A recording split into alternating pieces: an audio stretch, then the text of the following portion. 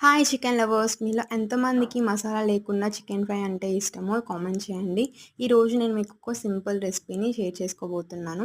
ఇదే simple chicken fry అమ్మమ్మ చేతి స్టైల్‌లో అనమాట.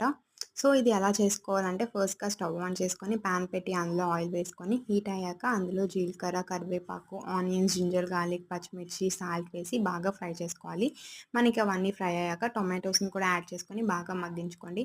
సో, టొమాటోస్ బాగా ఫ్రై అయ్యాక వాష్ చేసి పక్కన పెట్టుకున్న చికెన్‌ని కూడా యాడ్ చేసుకొని బాగా కలిపి మూత పెట్టేసేయండి. కాసేపటికి అందులోంచి మనకి వాటర్ రిలీజ్ అవుతుంది. సో, ఆ వాటర్ అంతా ఎగిరిపోయే వరకు బాగా ఫ్రై చేసుకోవాలి ఇన్ లో ఫ్లేమ్. వాటర్ అంతా ఎగిరిపోయాక అందులో తగినంత కారం కూడా యాడ్ చేసుకొని మళ్ళీ బాగా ఫ్రై చేసుకోవాలి.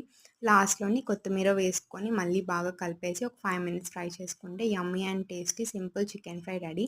It's very healthy and tasty. So, మసాలాలు అవి కూడా ఏమీ లేవు. Do like, share and subscribe.